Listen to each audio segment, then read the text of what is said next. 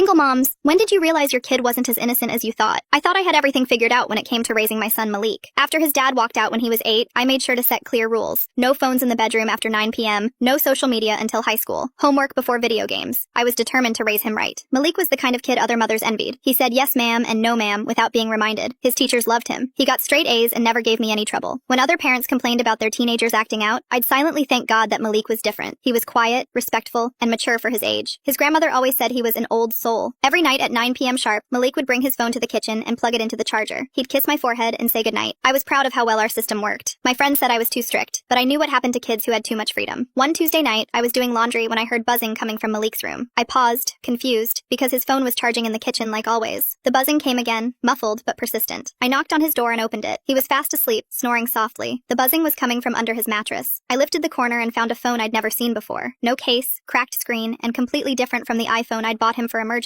This one had a passcode I didn't recognize. My hands were shaking as I woke Malik up. His eyes went wide when he saw the phone in my hand. "Where did this come from?" I asked. He started crying immediately, which should have been my first clue. Malik never cried. Even when he broke his arm in 6th grade, he'd barely whimpered. "It's not mine, Mama," he sobbed. "I'm just holding it for a friend." His parents took his phone away, so he asked me to keep it safe. I stared at my son, this kid who'd never lied to me about anything, and felt something cold settle in my stomach. "What's the passcode?" "I don't know it. He never told me." The next morning, I called in sick to work and took the phone to a repair shop downtown. The guy behind the counter looked like he was barely out of high school himself. "I need this unlocked," I said. "It's my son's phone." 20 minutes later, he handed it back to me with a receipt for $50. What I found made me sick. There were dozens of Cash App transactions. Money coming in, money going out. Screenshots filled the photo gallery. Pictures of girls in school uniforms. Some crying, some laughing, most with their faces blacked out. The text messages made my blood run cold. "Tell her we'll post it if she doesn't pay. The new girl is scared." Easy target. We made $300 this week just off Jessica. But the worst part was seeing Malik's name at the top of group chats labeled business and targets. He wasn't just part of it. He was organizing it. I sat in my car outside the repair shop and threw up. When Malik got home from school that afternoon, I was waiting at the kitchen table with the phone in front of me. "Sit down," I said. He took one look at the unlocked phone and his face went white. "Mama, I can explain. You've been blackmailing girls at school." It wasn't a question. He nodded slowly, tears starting again. "How long?" "Since the beginning of the school year. 6 months. My baby had been running a blackmail ring for 6 months while I bragged to other parents about how good he was. Over the next hour, the whole story came out. Malik and 2 other boys had figured out how to get girls to send risky photos, then threatened to share them unless the girls paid up. Malik was the one collecting the money and deciding who to target next. He was the leader. "We never actually posted anything," he said, like that made it better. "We just scared them." "You terrorized children," I said. That night, I lay awake staring at the ceiling. I had 2 choices. I could handle this quietly, take away his privileges, make him give the money back, and hope he learned his lesson. Or I could do what I knew was right. The next morning, I called the school first. Then I called the police. When the officers came to question Malik, he begged me not to let them take him. "Please, Mama. I'll never do it again. Please don't let them arrest me." I held his hand while they read him his rights, and I visited him every other weekend when he was sentenced to a year in juvenile rehabilitation. But I never once made excuses for what he'd done.